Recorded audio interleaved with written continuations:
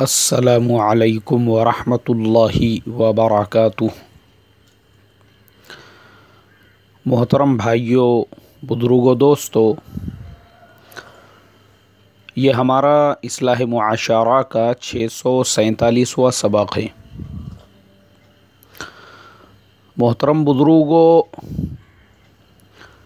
कभी कभी इतना अफसोस होता है कि आज मुल्क कैसे हालात में है, मुसलमान किन हालात में ज़िंदगी गुजार रहे हैं।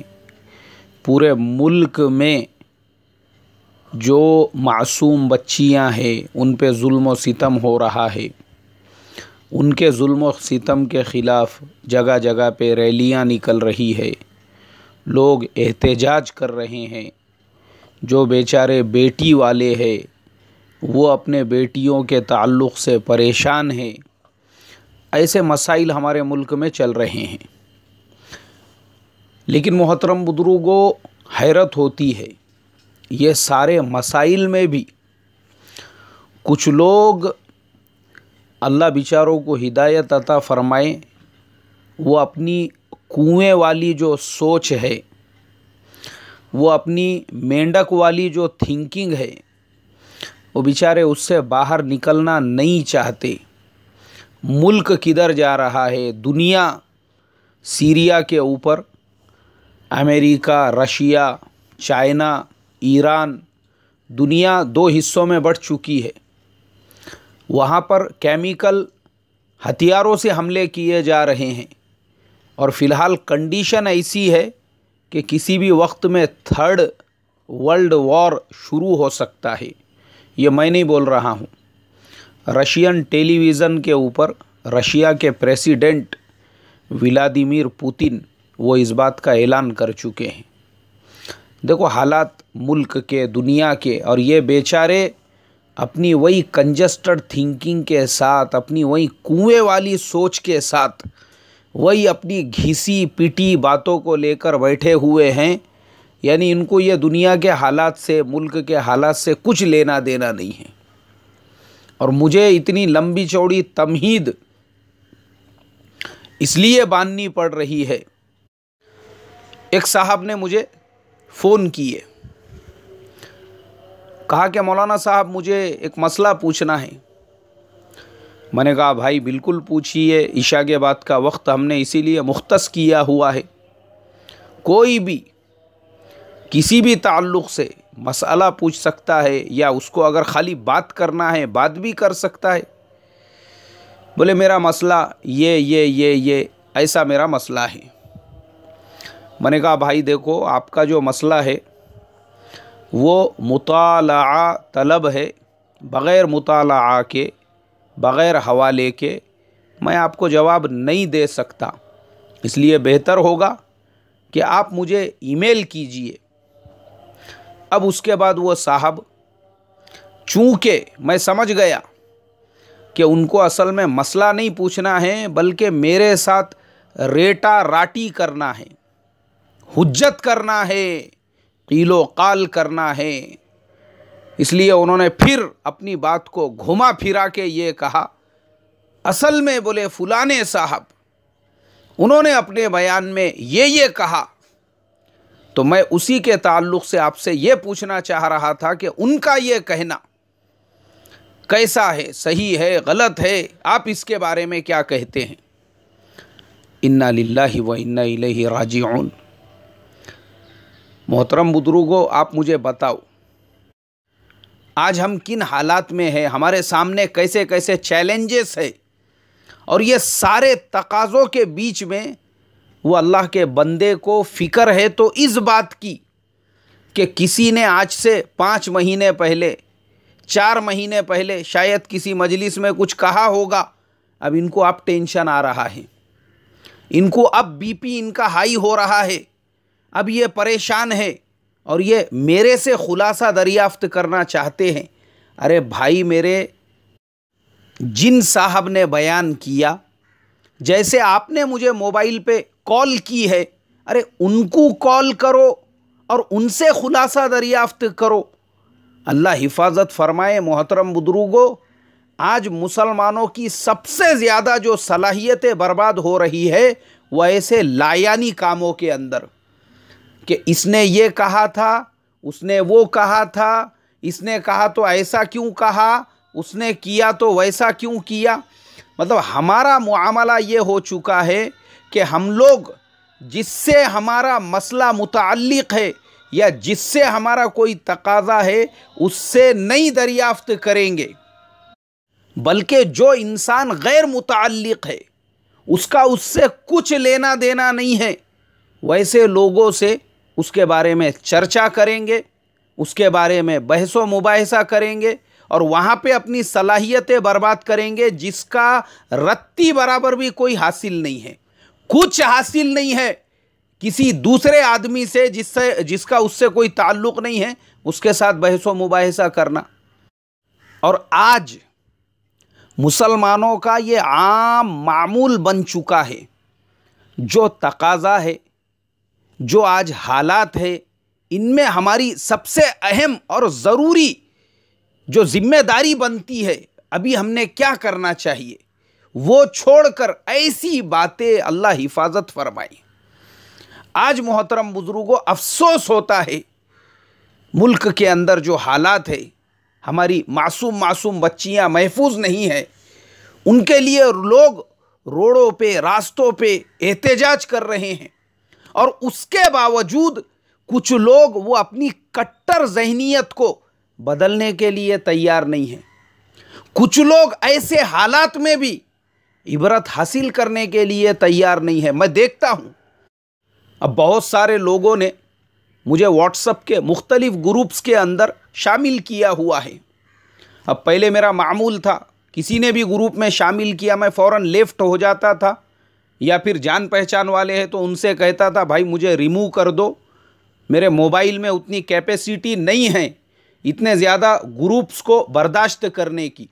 और हुआ भी ऐसा ही, मेरा एक मोबाइल ऑलरेडी डेड हो चुका है सिर्फ ग्रुप्स और व्हाट्सएप के ओवरलोडिंग की वजह से। लेकिन फिर ऐसा हुआ, लोग नाराज़ होने लगे। बहुत सारे लोग, वो बेचारे अलग अलग फील्ड में, डॉक्टरी लाइन के लोग अलग, एडवोकेट्स लाइन के लोग अलग, हमारे इंजीनियरिंग लाइन के लोग अलग, पॉलिटिकल लाइन के लोग अलग, टीचर्स और एजुकेशनल लाइन के लोग अलग। अब सब लोगों का ये एक्सपेक्टेशन, ये उम्मीद बांधी कि भाई मौलाना ने हमारे भी ग्रुप में रहना चाहिए और रोज़ाना सबक डालना चाहिए। चलो ठीक है, मैंने कहा अब बेचारे इतने प्यार मोहब्बत से ऐड कर रहे हैं, कोई बात नहीं है। तो होते होते वो तकरीबन 200 से ऊपर ग्रुप हो चुके हैं।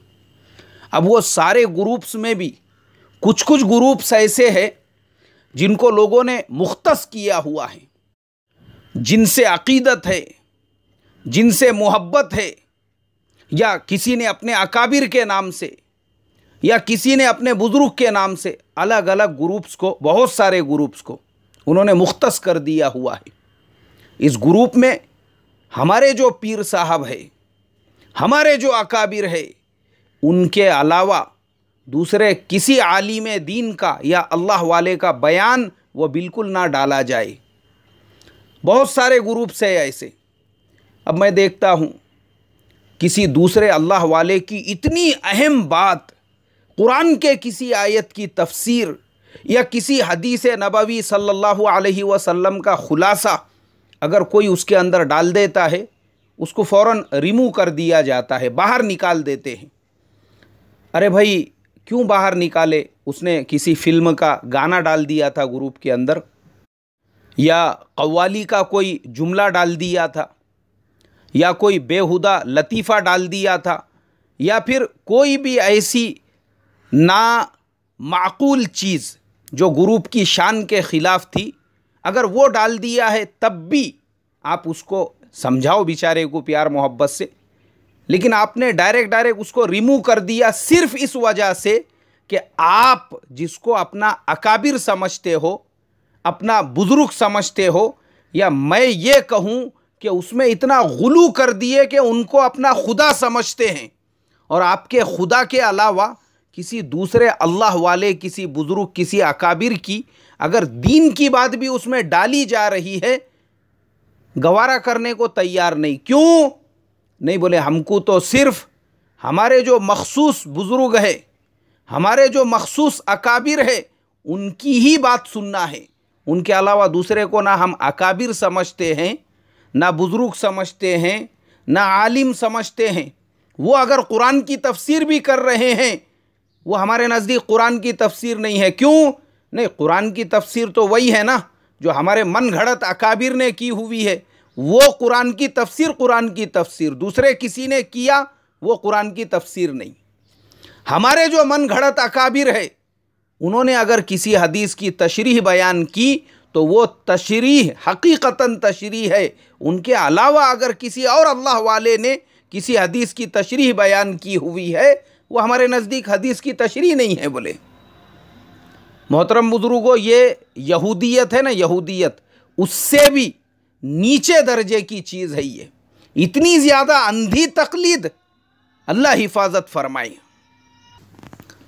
और फिर बाज़ ग्रुप ऐसे है, उसके अंदर सारे ग्रुप मिंबरान का एक मामूल बन चुका है कुछ लोगों को गालियां देने का, उनकी बुराइयां बयान करने का, उनकी गीबतें बयान करने का, उन पे बोहतान लगाने का। अब मान लो अगर वैसे किसी ग्रुप के अंदर किसी ने, जिनको ये लोग गालियां दे रहे हैं, जिनको ये लोग बुरा भला कह रहे हैं, जिनकी ये लोग गीबतें और चुगलियां कर रहे हैं, जिनके ऊपर ज़बरदस्ती के झूठे बोहतान और तोहमतें लगा रहे हैं, उनका कोई बयान डाल दिया या उनकी तायद में कुछ कह दिया, उसको फ़ौरन उस ग्रुप से बाहर कर दिया जाता है। क्यों नहीं? बोले हम जिसको गालियां दे रहे हैं, जिसकी बुराइयां कर रहे हैं, जिसकी गीबतें कर रहे हैं, ये शायद उसी का आदमी है। अल्लाह हिफाजत फरमाए। मुसलमानों के ये अंधेपन की वजह से, ये गुलू और मुबालिगा आराई की वजह से मोहतरम बुजुर्गों, इस्लाम का सत्यानाश हो रहा है, दीन का खिलवाड़ बना हुआ है। क्यों? हमारा इस्लाम, हमारे मन घड़त अकाबिर का इस्लाम, हमारा दीन, हम जिनको जानते हैं पहचानते हैं, उनका दीन हमारा दीन, यानी कुरान वाला जो दीन है, हदीस वाला जो दीन है, उसको हमने एक साइड में रख दिया हुआ है। उसी वजह से ये सारे मसाइल है।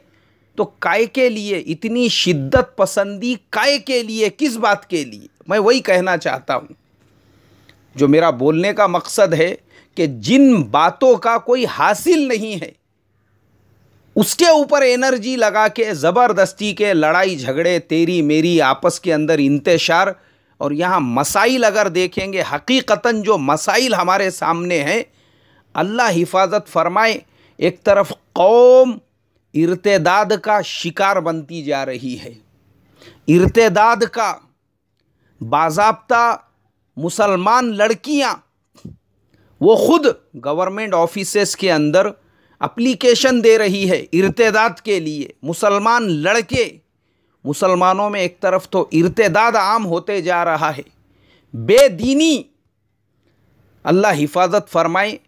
अभी मैं आपको क्या क्या कारगुजारियाँ सुनाऊं मुसलमानों के दीन से दूर होने और मुसलमानों के दीन के रास्ते को छोड़ने और मुसलमानों के अपने आप को मुसलमान कहलवाने में भी शर्म महसूस करने के।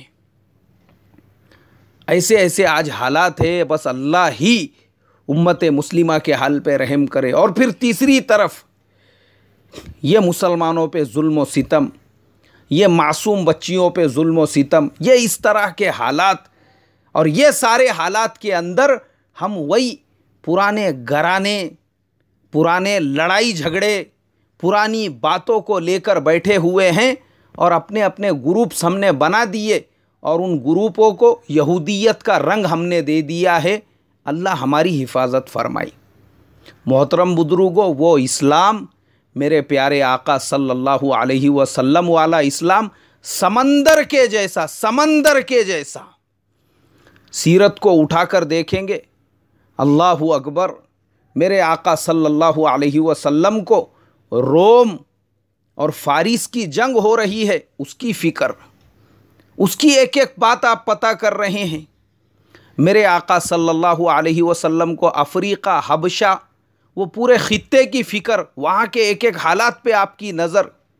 मेरे आका सल्लल्लाहु अलैहि वसल्लम की मुल्क शाम और दुनिया के दीगर इलाक़ों पे पूरी पूरी नज़र और वहाँ के हालात पर पूरी आपको ख़बर। और यहाँ हमारा हाल ये है, कुएं के मेंढक बनकर, सिर्फ कुएं के मेंढक बनकर, कि जिसने जिस शोबे को पकड़ लिया, वो अंधों के बीच में जो हाथी गया था, सेम हमारा हाल आज वही हो चुका है। अरे हम मुकम्मल मुसलमान बनने को क्यों तैयार नहीं है? ये समंदर जैसे इस्लाम को किस लिए हमने एक कटोरे का इस्लाम बना दिया? बस अल्लाह से यही दुआ करूँगा, अल्लाह हमारे क़ुलूब में वसअत पैदा फरमा। अस्सलामु अलैकुम व रहमतुल्लाहि व बरकातुहू।